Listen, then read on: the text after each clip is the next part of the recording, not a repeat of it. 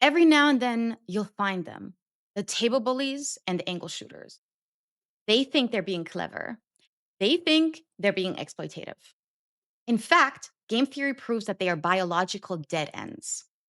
The math of the iterated prisoner's dilemma shows that being a predator isn't the highest ROI strategy. In the last video, we discussed how fun enhances performance.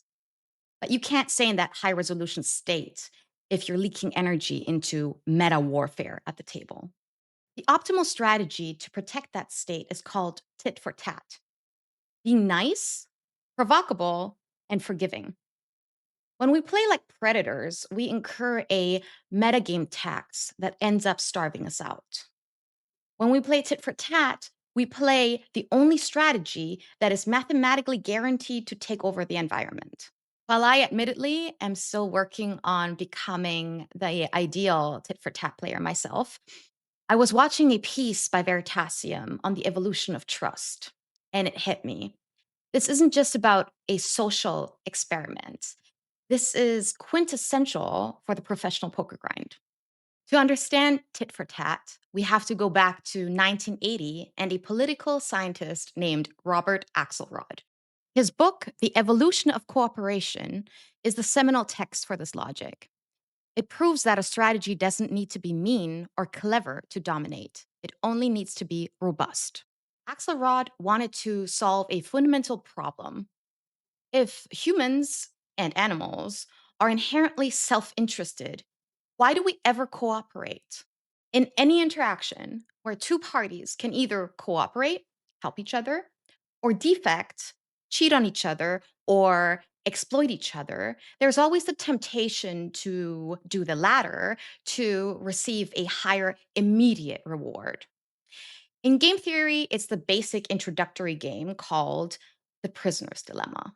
In the prisoner's dilemma, two people have the choice between ratting on each other or staying silent. If one person rats and the other stays silent, the ratting person goes free and the other gets 10 years. If both stay silent, both get 1 year.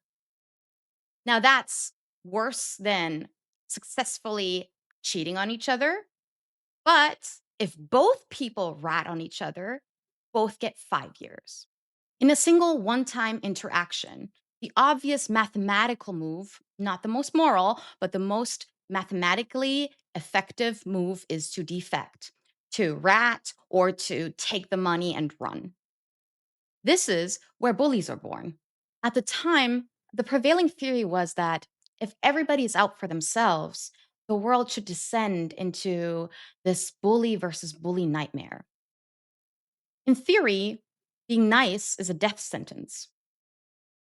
But in reality, we see organisms surviving on cooperation all the time, from bacteria to international trade. Axelrod suspected that the one off logic, the take the money and run, was actually a mathematical trap. He set up a tournament to see if repetition, the fact that we have to deal with the same people tomorrow and the day after, is the secret ingredient to making rational egoists cooperators. He wanted to find the game theory optimal, GTO, way to live. He wanted to find out if a nice strategy could survive predatory ones, and if so, which traits specifically made that strategy unkillable. He invited the world's best strategists to try to break cooperation. He basically threw a bunch of sharks into a tank to see if a dolphin could find a way to make the sharks stop biting. For his tournament, he didn't invite people, he invited programs. He gathered 14 of the world's leading economists, mathematicians, and game theorists to play a game called The Prisoner's Dilemma. Each person had to write a snippet of code, a strategy, to play against each other in a round robin tournament for 200 rounds. They played each of each other and a copy of themselves. The payoff matrix aligned with the prisoner's dilemma by rewarding successful cheating if the opponent was trusting more than successful cooperation. But mutual destruction was better than being exploited. The participants were the world's elite. Naturally, they tried to outsmart each other. Most of them submitted shifty programs, which means that they started off playing nice and then suddenly, unpredictably, they would cheat to steal the 5 point payout. The result? Death spirals. The moment a clever program betrayed their partner would strike back. The clever program, being clever, would retaliate again. They got stuck in the cycle of mutual destruction, yielding 1 point per round. By trying to outlevel everyone, they were essentially bankrupting each other. Then there were the pure predators, programs that always cheated. They were successful at first, especially against the strategies that were always nice. The pure altruists would go extinct, losing over and over again to the predators. But then there were none left, and the predators were only left with other predators and tit for tat. We already know that they got 200 points per game in the cycle of mutual destruction. Now, here's the beauty of it: the winner was not the most complex strategy, it was the simplest. While its opponents used up to 100 lines of code, it only used four. Start by cooperating and mirror the opponent's last move. By cooperating and only retaliating once and immediately, it consistently hit the 600 point ceiling with the other nice programs, while the predators were killing each other off for 200 points a game. Tit for tat didn't win because it was smarter. Remember, four lines of code. It won because it made 3 times as much wealth from its friends and with its friends than the predators could ever steal from their victims. So, what makes tit for tat so successful? Number one, it's nice. It doesn't go looking for trouble. It avoids unnecessary conflict by only striking back and keeps with the nice partners the payout flowing that they get for cooperation. Number two, it is provocable. If an opponent defects, tit for tat strikes back immediately. There is no grace period for bullies. That makes the cost of trying to exploit higher than the potential reward. Three, it is forgiving. If an opponent returns to being nice, tit for tat doesn't hold a grudge. That avoids the death spirals that we have seen with the smart programs and the predators. And finally, four, it is clear. The strategy of tit for tat is so obvious and so transparent that the other opponents can easily know what will happen if they defect and how to stay on its good side. So, how can we use this at the table or pretty much anywhere else in life? Nice in this context means that we are frictionless or that we don't cause unnecessary conflicts. In essence, this means that when we go to the table, we want to be polite. We want to be polite to the staff. And I know emotions can run hot. I am definitely an example for that. But we want to be predictable. We want to show others that we are no threat to their safety or their ego. Now, stay with me on the logic here, right? When I mean cooperation, I do not mean collusion. I think in the poker environment, this is particularly important to tell you. Collusion is just another form of defection. It is essentially a group defection in the grander scheme of poker. Number two, being provocable. This is how we handle the meta warfare at the table. If someone insults us or tries to take a shot, then we respond immediately, measuredly, and publicly. We can call the floor, we can speak up, or we can retaliate the behavior immediately. In Axelrod's game, delaying a counter invites further exploitation.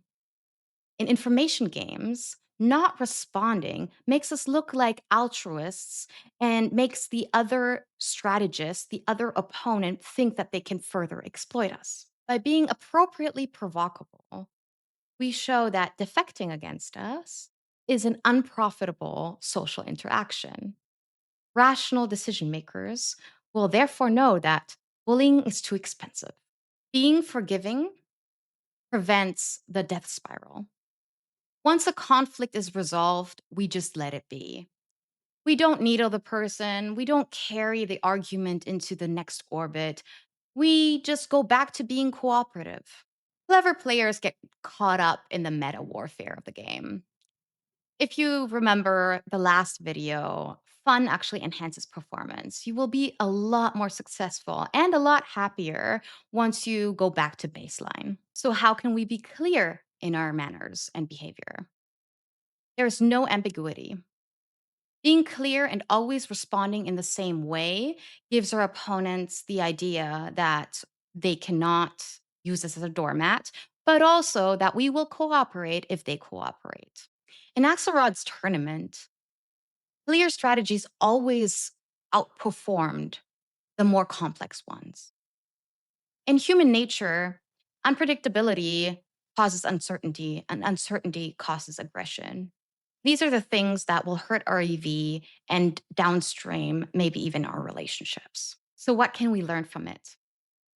This behavioral framework teaches us that sustainability is a mathematical property, not only a moral one.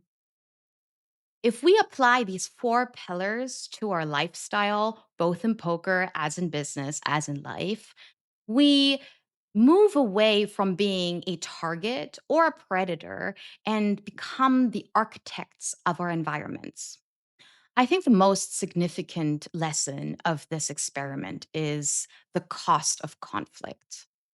A predator will always face aggression, floor calls, counter defection, and is basically fighting their way uphill. The tit for tat player minimizes this tax. By being clear and nice, we lower the table's defenses. By being provocable yet forgiving, we handle the conflicts, the defections, with surgical precision and don't waste more energy on it than necessary. But the coolest thing about this experiment, in my opinion, was when Axelrod ran the simulation over generations. In a survival of the fittest environment, the predators first shot up in numbers and wealth because they were eating up the doormats.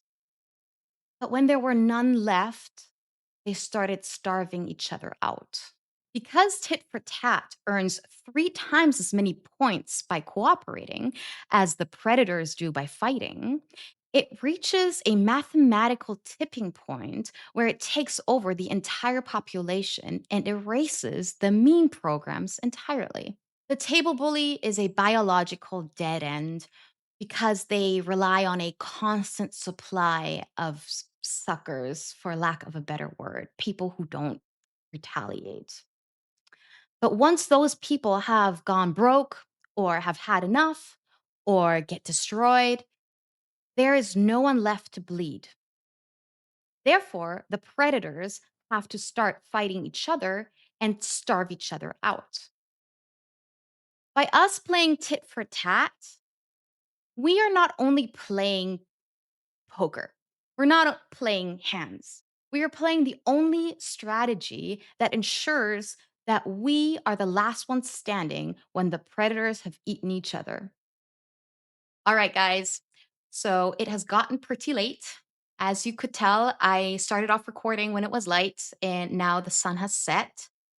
If you like the videos, I will never again say like and subscribe.